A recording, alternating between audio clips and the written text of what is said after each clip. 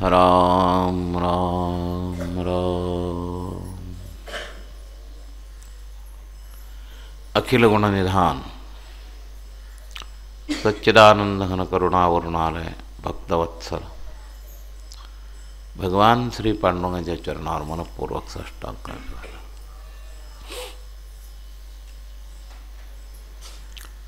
आद्याचार्यांपासून अस्मदाचार्यांपर्यंत सकल संत आचार्यांना साष्टांगाभिवादन करून पहाटेच्या पवित्र प्रहरामध्ये साधकांसह मुक्त चिंतन करण्याच्या हेतून उपस्थित असणाऱ्या सर्व साधकांबद्दल सद्भाव प्रकट करून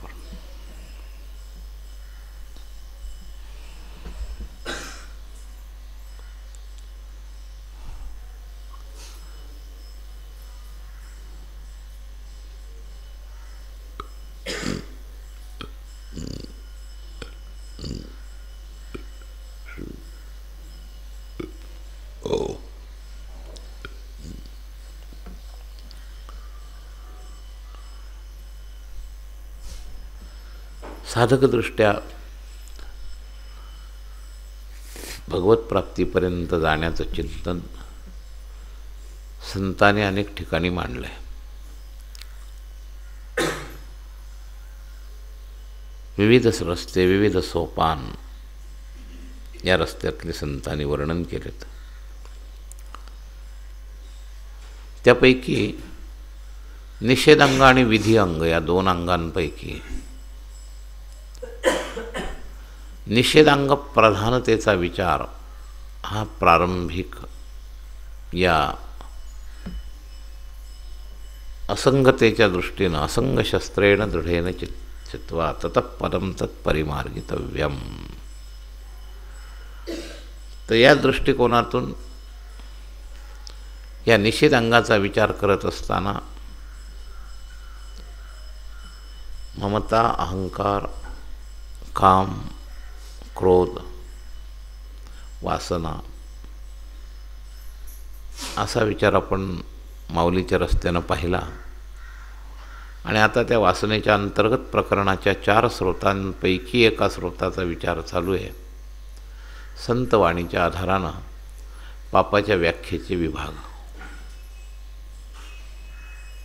तर 9 विभागात पापाची आवश्यक व्याख्या केलेली आहे।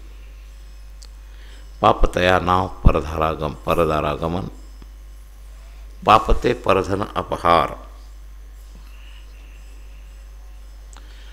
धन शब्दाचा विचार आपण जो केला त्यातले काही विभाग पाहिले की केवळ पैसा म्हणजेच धन नाही, ज्या उपयोगातून वस्तू, व्यक्ती, पदार्थाचं आदान प्रदान होतं, ज्याचा संग्रह पुन्हा किमतीमध्ये उपयोगाला आणता येतो, हे सगळं धन आहे। आणि या धनामध्ये स्वधन आणि परधन असे 2 भाग पडतात। पूर्वीच्या प्रारब्ध कर्मानुसार, आत्ताच्या सत्कर्माच्या आचरणानुसार बदल्यामध्ये भगवंताच्या रचनेनं तुम्हाला धर्मशास्त्रानुशासित प्राप्त धन हे स्वधन आहे। आणि या पलीकडं जे आहे, जसं आपण आजकाल बिना कष्टात पैसा मिळवायला पाहतो, जुगार, लॉटऱ्या हे जे सुरू झालेलं आहे, फुकटामध्ये आपल्याला धन कसं मिळेल या वृत्तीतून सुरू झालं। करप्शन या वृत्तीतून सुरू झालं, चोरी या वृत्तीतून सुरू झाली।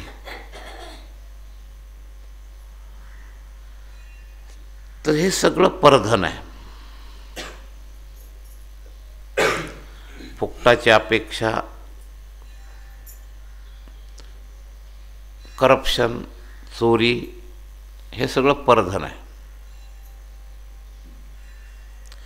कष्टानं प्राप्त केलेलं, नीतीनं प्राप्त केलेलं आणि तिनं मिळवलेलं सगळं परधन। काल त्याचा हा एक भाग थोडा चिंतन केला, नीती आणि अनीती.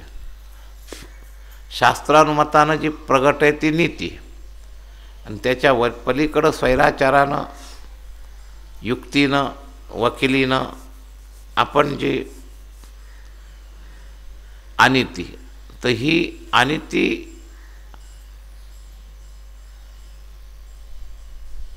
याचा विचार सांगताना एक अंग काल आपण पाहिलं,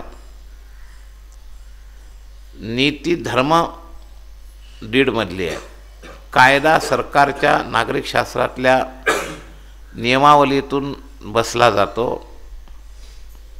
लोकप्रतिनिधी कायदा तयार करतात आणि नीती जी आहे प्रतिनिधी तयार करतात, केवळ लोकप्रतिनिधी करत नाहीत. धर्मप्रतिनिधी ते होतात जे धर्माचं आचरण करतात, आणि लोकप्रतिनिधी कशाही लोकांची संमती, तेही उपलब्ध मतांमध्ये ज्याला जास्त आहेत, म्हणजे मतदान ज्यांनी केलं नाही त्यांचा विषयच नाही. 40% जरी मतदान झालं आणि त्याच्यात विरोधकांमध्ये वाटून गेले 17, 18, 20, 22% आणि उरलेले 18% सुद्धा एक गठ्ठा मतं मिळाले तरी ते लोकप्रतिनिधीचं मत धरलं जातं, आणि त्याच्यातून कायदे तयार होतात. तेव्हा ते खरे लोकप्रतिनिधी असतात असंही नाही.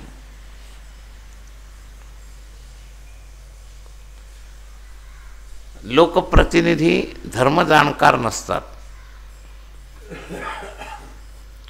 मत देणारे लोकही धर्मज्ञाते नसतात, आणि त्यामुळं तो नीतिप्रधान कायदा होईल असा नियम नसतो, हे लक्षात घ्या. तेव्हा कायदा हे नीतीचं प्रमाण ठरू शकत नाही. याच्यावर काल थोडं बोललो, आज परत थोडा संकेत केला.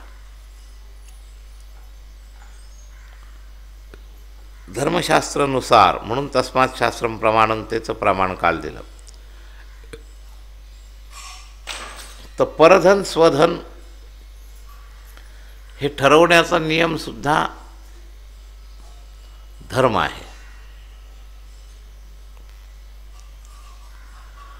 आता परधन आणि शिवाय त्याचा अपहार,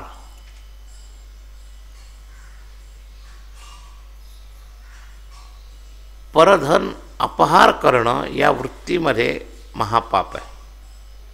अपहार ह्याचा अर्थ चोरी विशेषत्वानं. पंचाग्र पापामध्ये व्यभिचार, चोरी, हिंसा, द्यूतकर्म हे महापापाच्या यादीत आलेले सगळे आहेत. तेव्हा या पापाची इथं यादी करताना सुद्धा पहिल्या 2 ह्याच्यात ह्या महापापांचा उल्लेख आहे.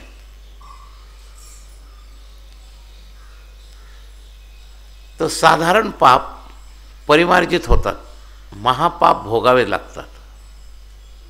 लक्षात घ्या.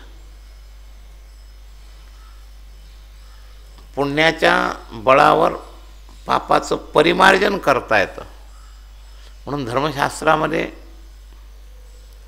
पापाविषयीचे जे विचार आहेत याचे प्रकार पडतात. जसं पुण्याविषयी शुद्ध पुण्य, अशुद्ध पुण्य, तसं पापाविषयी सुद्धा असे प्रकार आहेत. तर सामान्य पापाचं परिमार्जन होतं, तीर्थयात्रेनं होतं, काही संतांच्या दर्शनानं होतं, संतांच्या नामानं होतं, देवाच्या नामानं होतं. अपवाद ठिकाणी प्रायश्चित्त विधीमध्ये वर्ग पडतात, आणि त्या वर्गामध्ये या महापापाच्या बाबतीत फारच अपवाद परिमार्जनाचं सूत्र आहे. कुठे कुठे आलेलं आहे, महापाप समाप्त करण्याचं सुद्धा विषय आलेला आहे.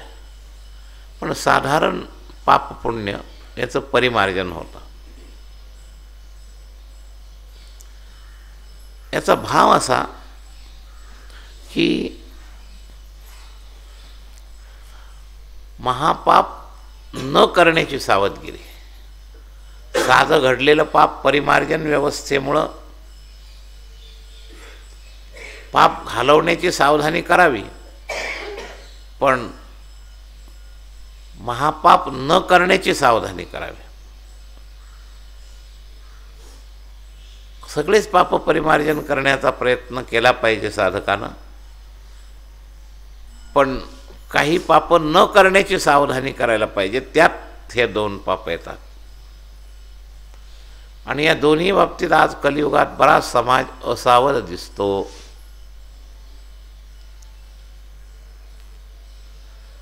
इथं काही साधक प्रवचन ऐकायला लागल्यापासून महापाप केले नसतील कदाचित, म्हणजे धर्मसंस्कार, आपलेच प्रवचन नाही, कोणाचेही धर्मसंस्कार जे सुरू झाले तेव्हापासून कदाचित महापाप काही नाही केले नसते. मग हे प्रकरण लगेच तुमच्या ऐकण्याच्या पलीकडे गेलं असं नाही. पूर्वी महापाप घडलेले असतात, त्याचाही परिमार्जनाच्या दृष्टिकोनातून आवश्यकता आहे. सगळे लोक लहानपणापासून परमार्थिक होत नाही. काही लोक परमार्थिक झाल्यानंतर पापाच्या बाबतीत थोडेसे सावधान होतात. तोपर्यंत ज्ञानाच्या अभावामध्ये, स्वार्थामध्ये, विकारपूर्तीच्या इच्छेमध्ये कधी सहज न कळत कितीतरी पाप जीव करत असतो. पाप पुण्याची चर्चा म्हणजे काही लोकांना, ज्यांना केवळ वैचारिक भोगाची सवय ना, हे हलकं प्रवचन वाटतं. याच्यात काय शास्त्रीय काही चिंतन नाही, काही नाही. आम्ही गरजेचा विचार सांगतो. चिंतनाचा सुद्धा नुसता भोग करून आतलं जर तसंच ठेवलं तर ते आमचे रामदासबाई विचित्र वाक्य बोलायचे. दिसायला ते थोडंसं मुठीत गोन बाहेरून धू असं म्हणायचं. तर आत तसंच ठेवायचं सगळं आणि बाहेरून मार धुवायचं काम चाललं आहे. तसं बाहेरून वैचारिक खूप हाय लेव्हलचे विचार शिकायचं काम चाललं आहे, पण ते लेव्हल पचायला आत काय आहे, जागा तर स्वच्छ पाहिजे ना विचारातला आत धारण करायला. म्हणून मलदोषाने जीवन भरलेले अनेक लोक ज्यावेळेला नुसतं वैचारिक शब्दज्ञान चिंतन करतात त्यावेळेला प्रत्यक्षात त्यांना फलश्रुतीच्या दृष्टीनं लाभ कमी होतो. सांगणारे सांगत असतात, ऐकणारे ऐकत असतात.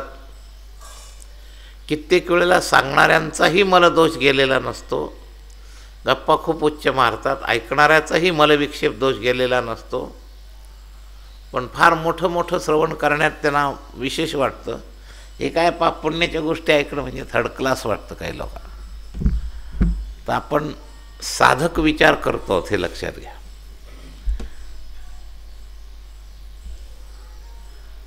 पोर्शन तयार असणं बाह्य शिक्षणात पर्याप्त आहे. अध्यात्म शिक्षणात पोर्शन तयार होण्यानं पदवी मिळत नाही. भौतिक शिक्षणात मात्र नुसता पोर्शन तयार असला तरी पदवी मिळते. तो परीक्षेत पास होतो, त्याला मार्क मिळतात, सर्टिफिकेट मिळतं. लोक त्याला वक्ता म्हणून स्वीकारही करतात, जास्त ऐकून ऐकून तो जर व्यवस्थित बोलायला लागला तर. पण तत्वतः अनेकांना या भवसागरातून तरुण नेण्याला तो असमर्थ असतो. तेव्हा साधकांनी, वक्त्यांना आणि श्रोत्यांना, वक्ता साधक नसतो असं काही लोकांचा भ्रम झाला. वक्ता म्हणजे सिद्ध. हल्ली वक्ते सिद्ध असतात असं नाही आहे. तुकाराम महाराजांच्या काळापर्यंत आज हजारो वर्ष कीर्ती राहिली सिद्ध वक्तेपणामुळं. यांच्या ग्रंथांमध्ये अनुभवे आला अंगात या जगात येत असे, तुका म्हणे साक्षी आले तरी केले प्रगट. आता हे अभ्यासू प्रकटीकरण आहे. 2-5 ग्रंथ वाचतात, स्वतःही टिपणं काढतात आणि दुसऱ्याला सांगतात, तेही टिपणं करतात. बस एवढे 2च भाग. तेव्हा हे जे आहे अनुभवे आले अंगा, आधी केले मग सांगितले, तुका म्हणे साक्षी आले, ही संत प्रमाण जी आहेत याचा वक्त्याजवळ विचार पाहिजे. आपण काय सांगतो, आत फक्त उत्तम उत्तम प्रक्रिया सांगता आल्या, पण काय सांगावं, इतिहास फार विचित्र आहेत. मोठे मोठे वक्तेसुद्धा आतलं जीवन स्वच्छ साफ नसणारे असतात.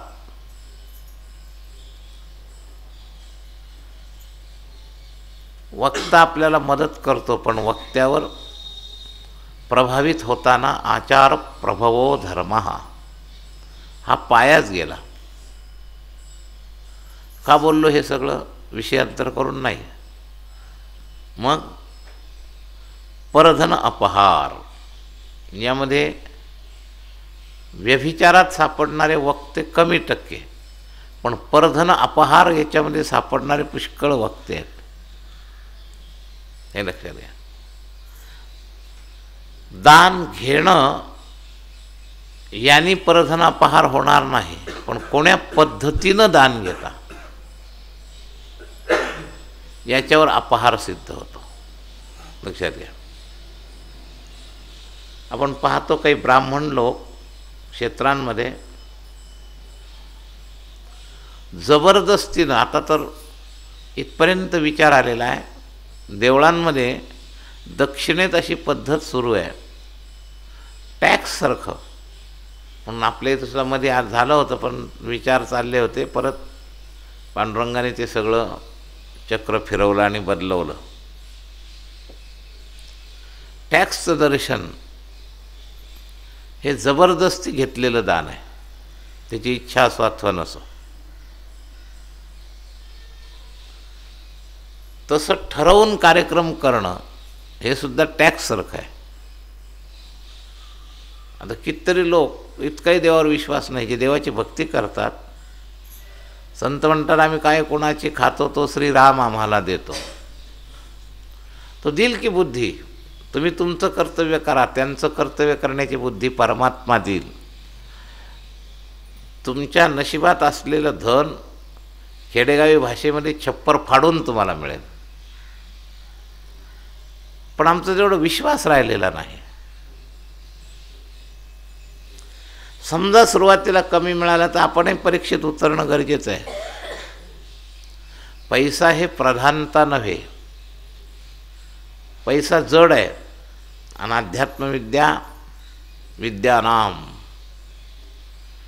ही चेतनाला गाठवणारी विद्या आहे, आणि हा क्रॉस मार्ग होतो.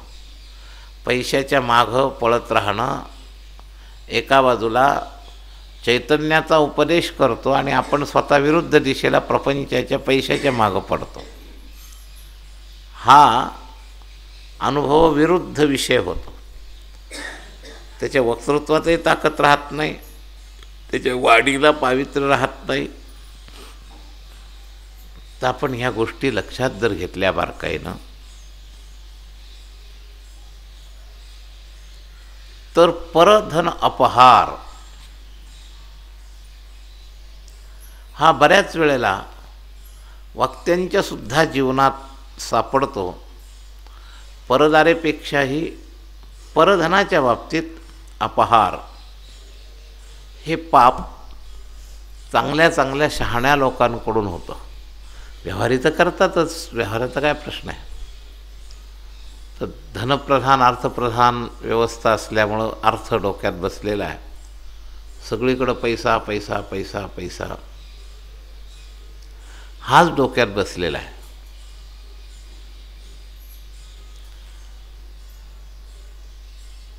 काही वेळेला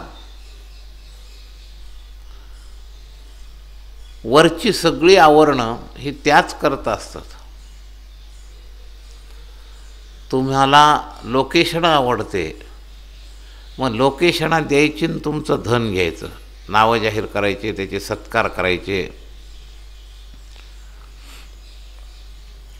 बरं, मी स्वतः या गोष्टीच्या बाबतीत जितकं सावधान राहता येईल तितकं सावधान राहिलेलं आहे. माया कुठूनही चोरून घुसून एखादा दोष करते, ती कळल्याबरोबर ती काढण्याचा प्रयत्न करणं साधकाचं काम आहे.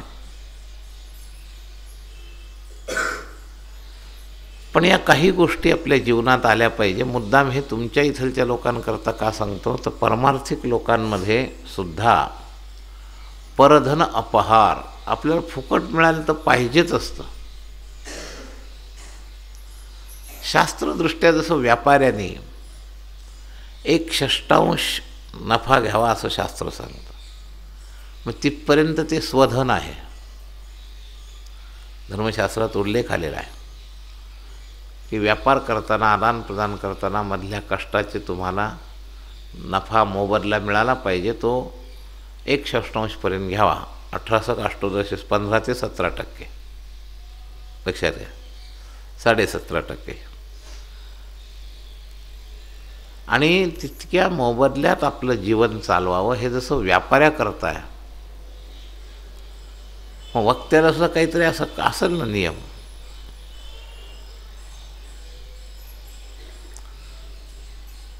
संतांनी पुष्कळ भीती घातली, जे देती घेती ते दोघे नरका जाती, इथपर्यंत भीती घातली. आता त्यावेळेला वस्तुप्रधान व्यवस्था होती, आता अर्थप्रधान आहे. त्यामुळे तुम्हाला घराच्या बाहेर पडल्यावर सुद्धा पैशाशिवाय इथून कुठं जाता येत नाही गाडीत बसून. तर पूर्वी इतकं वस्तुप्रधान ते इतकं पूर्वीच्या काळामध्ये लौकिक आणि धनाचा त्याग करण्याचे तुकोबरायांच्या याच्यात संस्कार इतके होते की घोड्याला दाणासुद्धा मागू नये इथपर्यंत त्यांची प्रमाण आहे. मानाकरता बुक्कासुद्धा लावून घेऊ नये, लक्षात घ्या.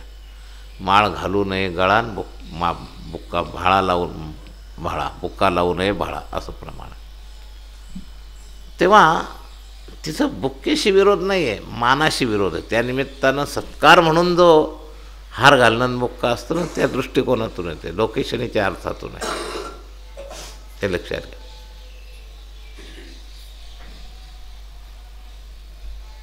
तर मला एक एक गोष्टी कळल्यानंतर गेल्या 3 वर्षात आम्ही हे हार घालणं सुद्धा बंद केलं. कीर्तन कुठेही असो हार घालतच नाही, हार घालणं विषयच संपवला पार.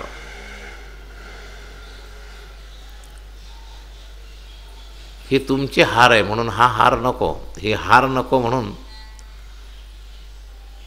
म्हणजे रामसुखदाजींच्या कार्यक्रमामध्ये सुद्धा असं औपचारिक कोणताही सत्कार नाही, बुक्का नाही, भाळ नाही, हे आम्ही पाहिलं होतं. आणि विचार करून त्याच्यावर अंमल, एक एक गोष्ट समजल्यानंतर अंमल करणं.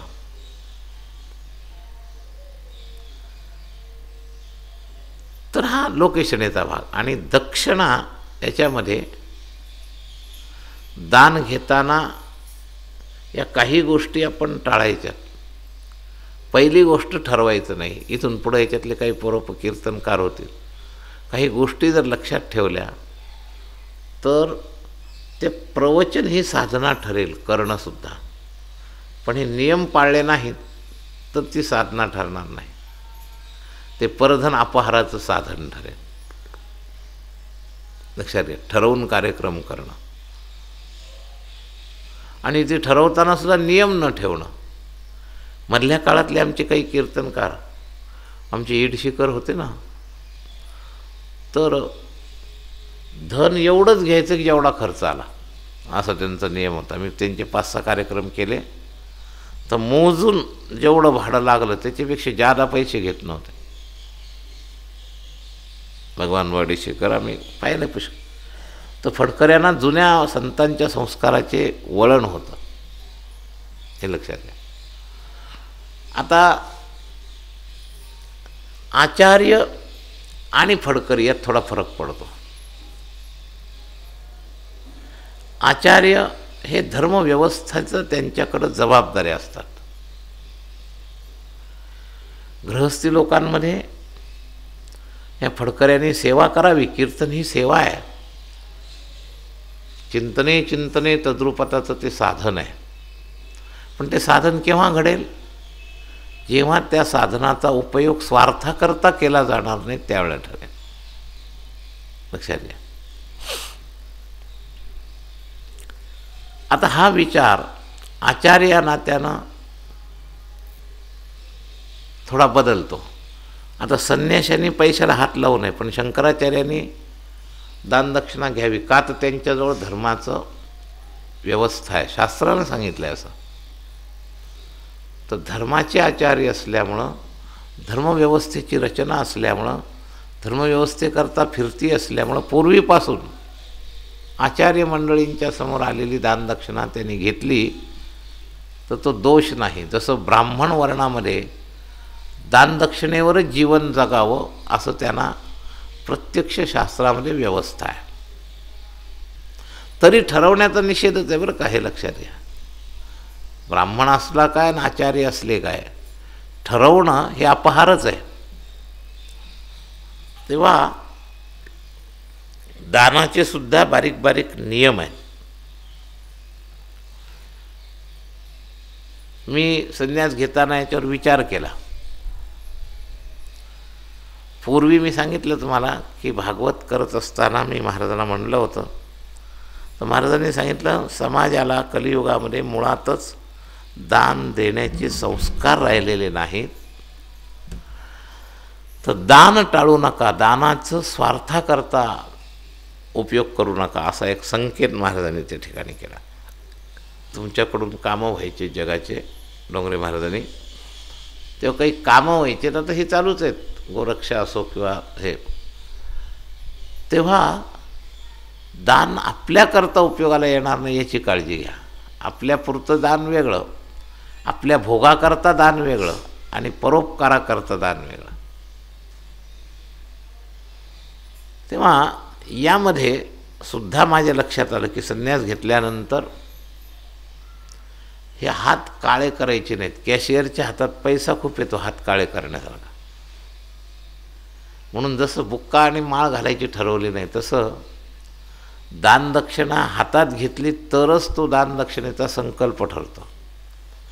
मग संस्था या नात्यानं, जसं पूर्वीपासून या संस्थेचं काम मी स्वतःच मॅनेजर असल्यासारखं करत होतो, त्यामुळे हातात घेतले तरी जास्त.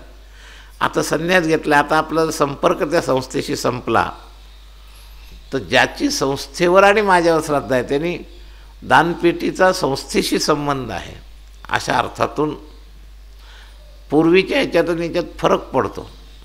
काही लोकांना दानसुद्धा हातात देण्यात भूषण असतं, त्यांना ते असं पेटीत टाका म्हणण्यामध्ये भूषण नसतं. त्यांना असं वाटतं जसं त्या महिला ओवाळणी अशी 4 वेळा ओवाळून टाकतात, 4 वेळा ओवाळायची गरज नाही आहे, पण ते दिसलं पाहिजे मी काहीतरी देतो आहे, हे लक्षात घ्या. जसं वाळवंटामध्ये ते 2 रुपये देतील, पण त्याचं नाव जाहीर झालं पाहिजे, दानशूर नामुक अंतमुक. ह्याच्याकरता मग काय 2 रुपये 5 रुपये 10 रुपये चालू असतात आणि ते त्या वृत्तीचा फायदा घेतात. तुम्हाला त्याची गरज आहे, त्या बदल्यात तुमचं नाव 4 वेळा घेतल्याने त्यांचं काही फरक पडत नाही. बाहेर दिवसभर कष्ट करून 100 रुपये मिळतात आणि नावं जाहीर करून जरा 500-1000 रुपये मिळायला लागले तर काय हरकत आहे. तेव्हा ते सगळं परस्पर स्वार्थी रचना आहे. तुमच्या लोकेशनीच्या बीजाचा त्यांनी उपयोग करून घ्यायचा आणि त्यांचा स्वार्थ पुरा करायचा, हे सगळं परधन अपहार आहे, लक्षात घ्या. कोण्या हेतूनं काय करता, घटनेपेक्षा सुद्धा निष्काम दान जे आहे ना, यत्युप्रत्युपकारार्थम फलमुद्दिश्य वा पुन्हा दीयतेचे परिकृष्टम तद्दानम राजसं स्मृतम. तर रजोगुणी आणि तमोगुणी दान जे आहे ते दान खरं नाही. सत्वगुणी दान असं असतं की या हाताचं त्या हाताला कळू नये, असं आहे. ममता टाकून, कर्तृत्वभाव टाकून, धनातला मोह टाकून जे देणं आहे ते धनशुद्धीची व्यवस्था आहे.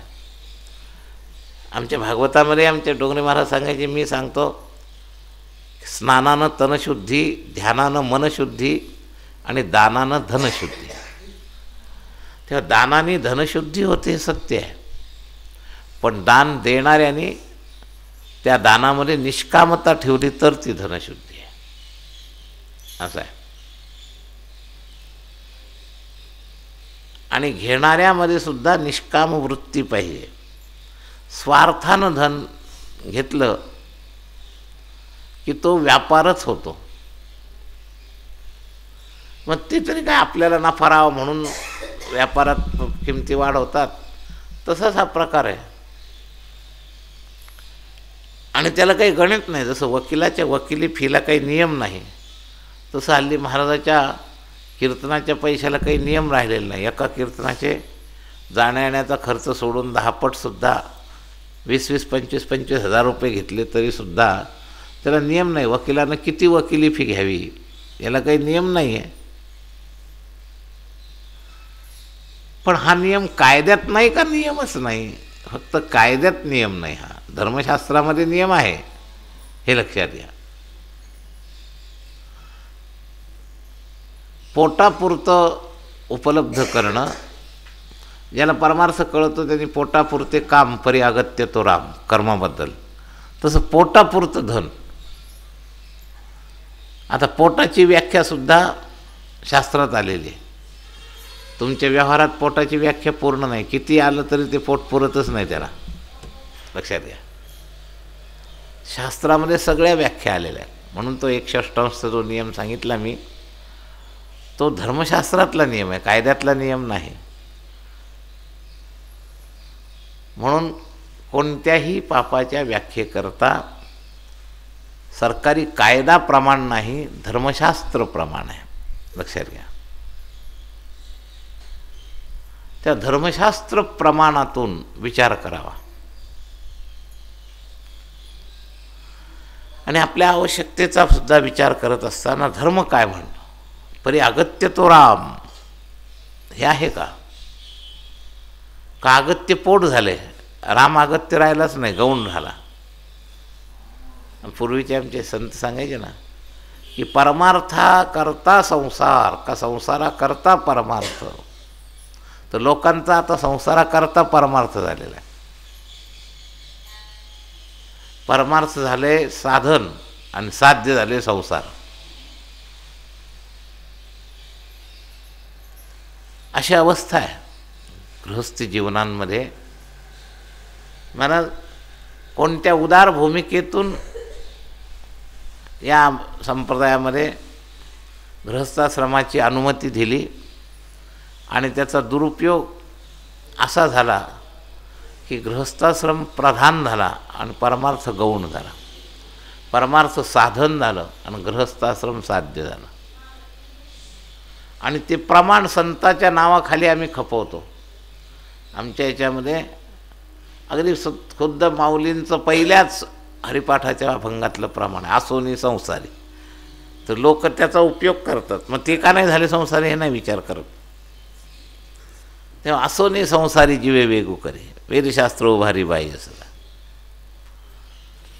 हे प्रमाण संसाराच्या समर्थनाकरता दिलेलं मी स्वतः ऐकलेलं आहे.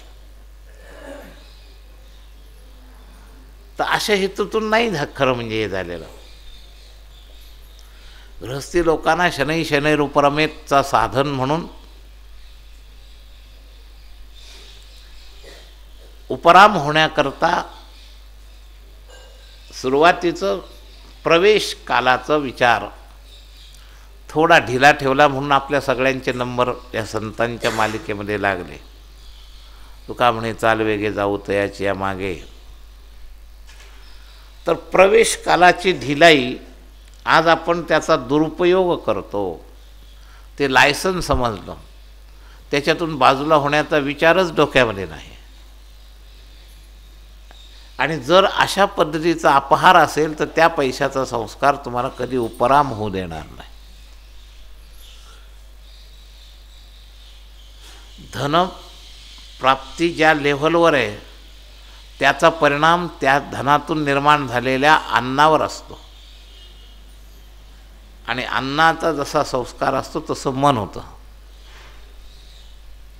जैसे खाय अन्न तैसे होय मन.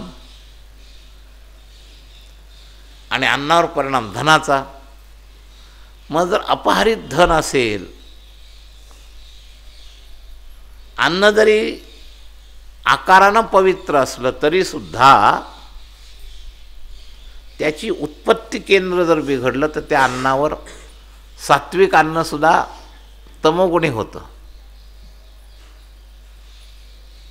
तांदूळ अन्न शब्दाचा संस्कृतमध्ये भात असा अर्थ आहे खरा, म्हणून सगळं सोळवळं भाताशी संबंधित दक्षिणेमध्ये येतं, हे लक्षात घ्या. पण तिची उत्पत्ती केंद्र जर चुकीचं असेल तर ते अन्नसुद्धा आपला आचार बिघडवतं. आणि उत्पत्ती केंद्र ते अर्थकेंद्रावर आहे, म्हणून सगळ्या जीवनात शुद्ध सात्विकता यायला अर्थकेंद्र शुद्ध करा. अर्थकेंद्र शुद्ध केलं की प्रश्नच येत नाही. मग साधकाला अर्थकेंद्र शुद्ध करायचं म्हणजे अगत्य तो राम या ध्येयानं पोटापुरतं काम करून त्याच्यातून उपलब्ध होणारं जे धन आहे त्याचा गुजारा करण्याकरता अनावश्यक अपेक्षा आपल्याला पहिल्या बाजूला करावं लागतं. पण भ्रम काढावा लागेल, पैशानं सुख मिळतं हा भ्रम काढावा लागेल. सुखप्राप्तीच्या वस्तुव्यक्ती पदार्थाचं उपांग पैसा आहे आणि त्याच्यातली नीती सांभाळायची असेल ते उत्पत्ती केंद्र शुद्ध पाहिजे. म्हणून काही वेळेला काही लोकांना हा कवायतीचा परमार्थ करून सुद्धा शांती का मिळत नाही तर उत्पत्ती केंद्राकडे लक्ष नसतं. मी भागवतात जे नेहमी सांगतो, तुम्ही इथलच्या श्रोत्यांनी पूर्वी ऐकलं असेल उदाहरण, सिद्धांताकरता परत लक्ष ठेवायचं. तर नीतिमान एका गृहस्थानं स्वजीवनामध्ये धर्माची थोडी ज्ञान असून सुद्धा कधीही करप्शन न करणारा एक सद्गृहस्थ मला भेटला. म्हणला 30 वर्ष नोकरी केली पण एक पैसा कोणाचा कधी खाल्ला नाही, म्हणजे पगार व्यतिरिक्त करप्शन केलं नाही. त्याला म्हणलं चांगली गोष्ट केली, फार चांगली. पण म्हणे महाराज माझा प्रश्न असा आहे की मी एवढ्या नीतीनं वागलो तरी मला शांती का नाही, असा प्रश्न त्यांनी मला विचारला. मी म्हटलं बाबा तुला स्पष्ट ऐकायची तयारी असेल तर ऐक की त्या काळात तू ते कमवलं, आता तू ते गमवतोयस कसं, तर मुलावर संस्कार केले नाही. आता तू ज्याचं अन्न खातोयस ना तो पोरगा सरकारी नोकरी करतोय आणि तो करप्शन करतोय, तेच अन्न तू खातोय, म्हणून तुला शांती नाही. म्हणजे स्वतःच्या एकट्याच्या कमाईच्या पद्धतीवर सुद्धा शांती अशांती अवलंबून नाही. येणारे सोर्स सगळे शुद्ध करायला पाहिजे. म्हणून मला हे सगळं कशा करताय, आपण परान्न घेऊ नये. कशा करता तर येणाऱ्या सोर्समधून हा दोष येऊ नये आपल्याला. तर हा परधनाचा सोर्स कर्तव्य म्हणून मुलगाच्या हातचा आहे, पण मुलगा करप्ट करतोय, मग त्याचा परिणाम पार तुमच्यापर्यंत होणार. म्हणून किती बारीक गोष्टी आहेत ह्या लक्षात घ्या, फार बारीक आहेत. तुम्ही स्वतः अपहार केला नाही पण तुमच्याकडे येणाऱ्या संपर्कात जरी अपहाराचं धन आलं तरी तुमची बुद्धी बिघडेल. एका सिद्ध संताचं दुसरं उदाहरण मी सांगत असतो. शरयू किनारी एक विरक्त संत, कुठं जात येत नव्हते. एक सावकार त्यांची विरक्तता ऐकून तिथं आला, त्यांचा भक्त बनला आणि त्याच्या डोक्यात एकच ध्येय, एका छोटा राजा असल्यासारखाच होता. तो म्हणला या महात्म्याने माझी सेवा घ्यावी, मला यानं जेवण घालायचं आहे. काय केलं पाहिजे, युक्तियुक्तीनं शिष्यांपर्यंत पोहोचला, त्यांची मर्जी संपादन केली. शिष्यांच्या माध्यमातून हा खूप भाविक आहे, खूप हे आहे म्हणून याच्याकडे जेवायला या असा आग्रह झाला. संतांना शेवटी काय असतं, थोडंसं सेवा करणाऱ्या शिष्यांची अप्रत्यक्ष छोटीशी पराधीनता होत असते बरं का. हा अनुभव आहे मला स्वतःला सुद्धा. पराधीनता होत असते. तर एवढा मोठा महात्मा पण नेहमीचे शिष्य म्हणतायत तर सहज त्यांच्याप्रमाणे कबूल केलं. जेवायला गेले, त्यांनी सगळं धन पूर्ण लावलं आणि उत्तमात उत्तम भोजनाची व्यवस्था केली.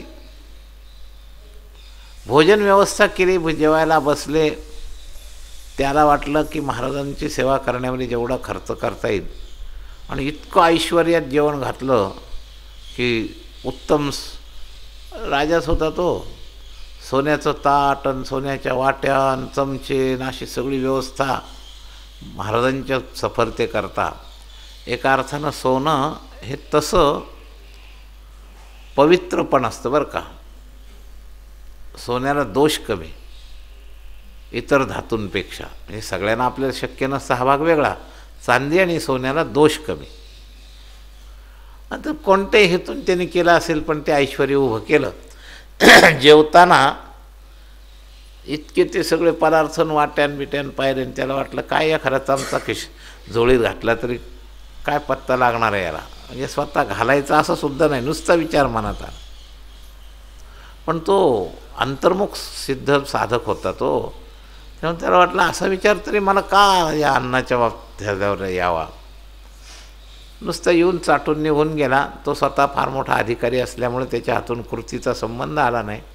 पण इतका तरी प्रवेश का असा सूक्ष्म विचार करत असताना राजाने भोजन झाल्यानंतर अजून काय सेवा करू म्हणून विचारलं. काय सांगितलं काय नाही, एवढी सेवा कर की हे जे माझ्या पोटात घालण्याकरता जे अन्न मिळवलं आहे त्याचं कशा कोण्या पद्धतीनं तुझ्याकडं ते सगळे पदार्थ आले याचा मला पत्ता पाहिजे. आणि तो तपास करताना असा पत्ता लागला की जे तांदूळ आज जेवायला होते ते एकदम उत्तम क्वालिटीचे होते. पण ते तांदूळ या राजाकडं छोट्याशा कारणानं आले. एक सावकाराची चोरी राजाच्या नोकरानं पकडली, मुद्देमाल जप्त केला आणि त्याची खूप जात चांगली असल्यामुळं तो जप्त केलेला माल विकण्यापेक्षा राजाच्या घरी पाठवला. उत्तम क्वालिटी म्हणून त्यांनी घरी पाठवला आणि तो चांगला तांदूळ आहे म्हणून याच्या जेवणाकरता केला. इतका दुरून स्पर्श झाला महाराज त्या संपर्काचा. आणि त्याचा परिणाम झाला याच्या मनात. चोरी करावी वाटली नाही पण विचार मनात येऊन गेला. उत्पत्ती केंद्राचा इतका सूक्ष्म परिणाम असतो. म्हणून पापाचा बाप जे म्हटलंय ना ते हे अपहार, त्यांनी अपहार केलेले हे तांदूळ, चोरी केलेले तांदूळ आल्यामुळं त्या पापाची झलक सिद्ध महात्म्याच्या नुसत्या विचाराला का होईना पण स्पर्श करून गेलीच. कृती घडली नाही सिद्ध असल्यामुळं त्याच्यामध्ये, पण इतका परिणाम झाला. आणि त्याचा शोध त्या महात्म्याने लावल्यावर त्याच्या लक्षात आलं की आपल्या मनात असा विचार का, सतत भजन करत असताना असं का वाटावं. आणि मग त्याचं उत्तर मिळालं त्याला. तर उत्पत्ती कुठं, जसं फळ आणि उत्पत्तीमध्ये अंतर असतं ना तसं आहे ते. तर उत्पत्ती केंद्र चांगलं पाहिजे, नाहीतर सोप्या भाषेत सांगतो सापाच्या तोंडात घातलेल्या दुधाचं सुद्धा विष होतं. हे लक्षात घ्या. उत्पत्ती केंद्र जर चोरी असेल तर त्याचा परिणाम तमोगुणाच्या परिणितीतच जाणार. तमोगुण म्हणजेच विषासारखा आहे. समय झाला आहे. तर परधन अपहाराचे कसे सूक्ष्म पैलू आहेत आणि त्याचा परिणाम आपल्या वृत्तीपर्यंत जातो. म्हणून उत्पत्ती केंद्र शुद्ध करणं फार महत्त्वाचं आहे.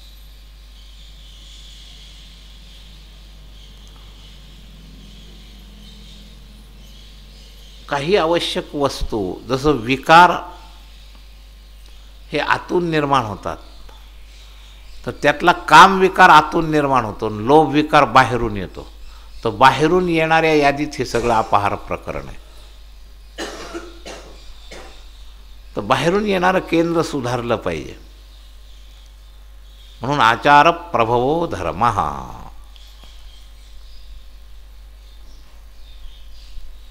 आता काही ठिकाणी संतांनी धर्मानी त्याच्यात प्रायश्चित्त सांगितलं. जसं मधुकरी आणली. मग पूर्वीच्या काळात असं सांगत होते की बुचकळून काढा, जलसंस्कार झाला की शुद्ध. ती फार बेचव झाली तरी चालेल. मधुकरीतून खाणं ब्रह्मचर्य आश्रमात विद्यार्थ्याकरता परधन नाही, परधन अपहार नाही, पण तरी त्याच्यात सूक्ष्म संस्कार येतील म्हणून ती नदीच्या किनारी जावं, त्याचे दानाचे 5 विभाग पाप परिमार्जनाकरता गाय पुत्र हे सगळे पंचयज्ञ त्याच्यातून करावेत आणि मधुकरी बुचकळून खावी, इतका बारीक विचार त्यानं सांगितला होता. म्हणजे त्याच्यात 2-3 फायदे. एक तर तोंडातले चोचले कमी होतात आणि दुसरी गोष्ट संस्कार, कोणते संस्कार कोणत्या पद्धतीनं घालवावे असे धर्मात पुष्कळ बारीक. सोन्याला नुसतं तापवल्यानं संस्कार आहे, भांड्याला इतर धातूच्या भांड्याला घासल्यानं संस्कार आहेत, पण मातीच्या भांड्याला कशानं संस्कार नाही, एकदा खाल्लं की फेकून द्यावं असं आहे. संस्कार पद्धती आहेत.